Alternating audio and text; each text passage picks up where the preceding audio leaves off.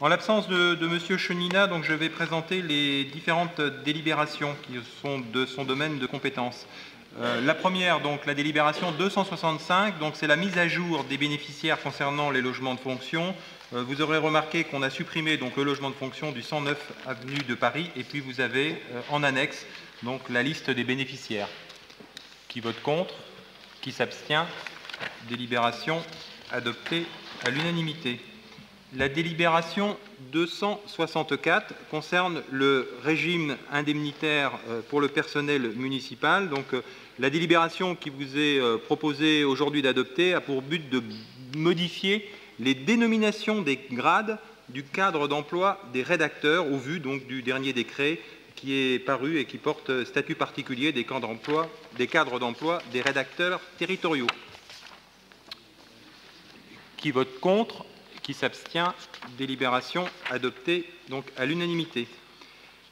Délibération importante, donc c'est la délibération que toutes les collectivités connaissent. Donc c'est la délibération 258 qui permet de définir le périmètre de l'action sociale en direction des agents de la collectivité.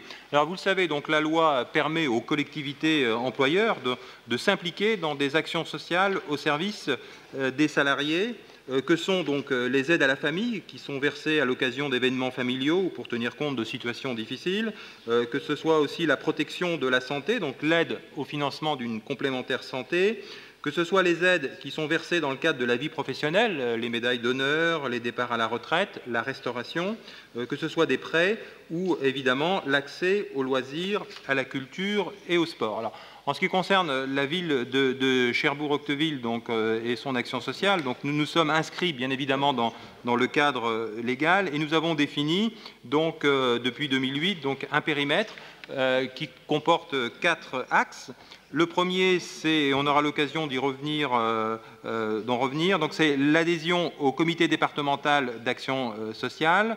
La deuxième, c'est la prise en charge partielle du montant du repas qui est réglé par les agents au restaurant administratif et une participation en lien avec la communauté urbaine aux frais de fonctionnement de la structure du restaurant administratif. Le troisième, et on aura l'occasion d'y revenir après avec une délibération particulière, c'est la signature d'une convention d'objectifs avec l'association Comité d'activités sociales, culturelles et sportives, qu'on appelle ici le CASC.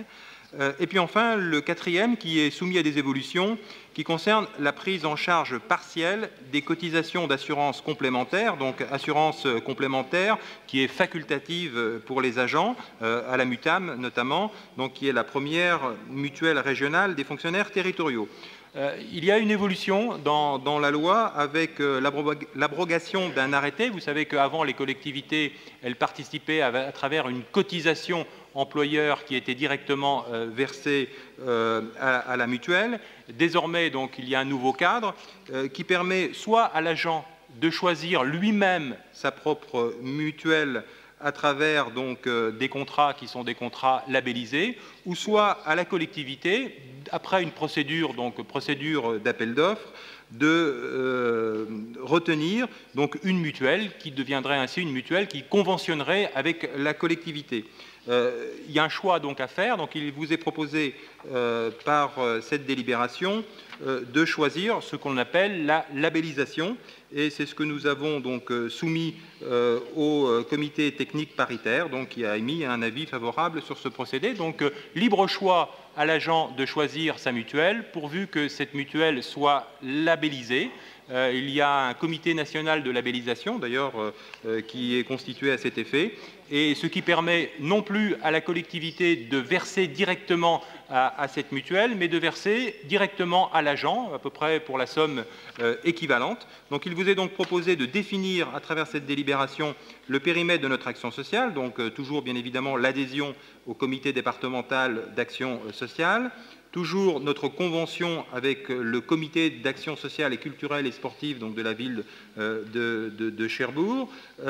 Également donc, la prise en charge d'une part de la cotisation due par les agents qui ont souscrit donc, un contrat, adhéré à une mutuelle ou une institution de prévoyance dont le caractère solidaire aura été préalablement vérifié au niveau national dans le cadre d'une procédure spécifique de labellisation, et puis également la prise en charge partielle du montant du repas qui est réglé par les agents au restaurant administratif et une participation aux frais de fonctionnement de la structure. Donc, en ce qui concerne le comité départemental d'action sociale, le CDS 50, donc c'est le versement d'une cotisation qui représente 1% de la masse salariale.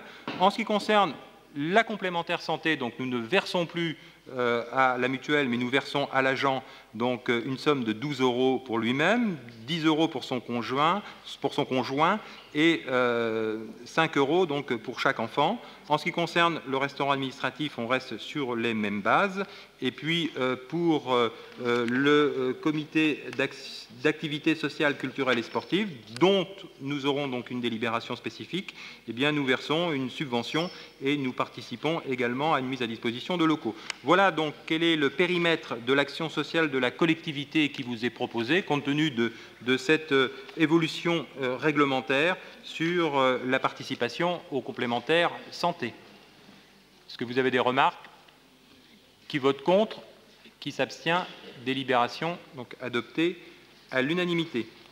La délibération suivante, donc, comme je l'indiquais, concerne le renouvellement de la convention d'objectifs et de locaux avec donc le comité d'activité sociale, culturelle et sportive, donc qu'on appelle le CASC. Donc la mise à disposition de locaux concerne le local qui est situé à l'entrée rue de la Bucaille, donc au 22 terre rue de la Bucaille du parc Emmanuelier, et une subvention qui est une subvention de 94 166 € qui permet donc à l'association de fournir les prestations suivantes, donc la réduction sur des billetteries de loisirs, cinéma, théâtre, piscine, patinoire, spectacle, parc d'attractions, etc., l'organisation de séjours et de voyages, le Noël des enfants du personnel, donc avec un magnifique spectacle mis en œuvre par une association locale qui s'appelle l'Armamuse, et dont le titre était l'accrocheur de rêve, autant qu'ils m'en souviennent, et puis également des tarifs préférentiels sur les inscriptions aux activités sportives, culturelles ou de loisirs. Est-ce que vous avez des remarques sur cette délibération donc, de renouvellement de convention d'objectifs? Qui vote contre? Qui s'abstient? Délibération adoptée à l'unanimité et je vous en remercie. La délibération suivante, 259, donc, concerne le règlement intérieur de promotion des agents. Alors, le règlement intérieur de promotion des agents, donc, il fixe bien évidemment les conditions de progression de carrière donc, des personnels. Alors, un certain nombre d'évolutions réglementaires ont eu lieu. En effet, donc, a été créé un nouvel espace statutaire depuis la fin de l'année 2010 qui vise à harmoniser et revaloriser les grilles indiciaires de la catégorie B. Désormais, cette catégorie B, elle comporte 3 grades uniformes qui doivent être donc pris en compte dans notre règlement de promotion des agents. Deuxième élément, vous savez que dans la filière administrative, les agents donc, progressent à l'ancienneté, que malheureusement, au bout d'un certain temps, leur déroulement de carrière est accompli, il arrive à terme, donc le terme c'est le 6e échelon, et sans doute pour tenir compte du fait qu'il y a des carrières qui seront de plus en plus longues, le législateur a prévu donc un avancement au 7e échelon, qu'on appelle un échelon dit spécial, donc toute filière autre que technique qui bénéficiait déjà de cet échelon spécial. Donc par souci bien évidemment de parité entre toutes les filières, donc il vous est proposé de créer cet échelon spécial et puis bien évidemment pour les agents qui sont éligibles, donc d'avoir un taux de promotion qui est fixé à 100%. Voilà l'objet de cette délibération. Est-ce que vous avez des remarques? Qui est contre? Qui s'abstient? Délibération adoptée à l'unanimité.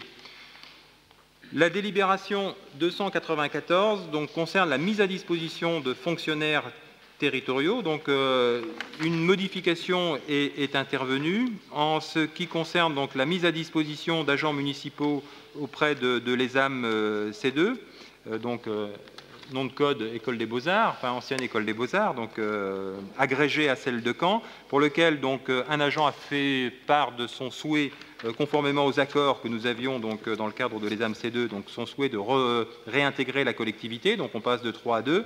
Et puis également, nous avions délibéré pour la mise en place d'une entente intercommunale musique actuelle et nous avons dégagé un demi-poste au titre de la coordination pour cette entente intercommunale de musique actuelle. Donc voilà le tableau des agents qui sont mis à disposition. Qui est contre? Qui s'abstient? Délibération adoptée à l'unanimité. Vous avez la délibération 54, qui est une délibération traditionnelle, qui récapitule le tableau des effectifs du personnel municipal. Est-ce que vous avez des questions? Qui vote contre? Qui s'abstient? Délibération adoptée à l'unanimité. La délibération 287, c'est aussi une délibération que nous prenons à l'occasion de nos conseils municipaux. Elle vise à donner aux associations du matériel informatique qui est déclassé. Et là, nous vous proposons donc de donner une unité centrale et un écran à l'amicale cycliste Octeville, à l'association donc ACO. Nous vous proposons également de donner à l'association des parents d'élèves de l'école Tourville 2 unités centrales et 2 écrans. Qui est contre? Qui s'abstient? Donc délibération adoptée à l'unanimité.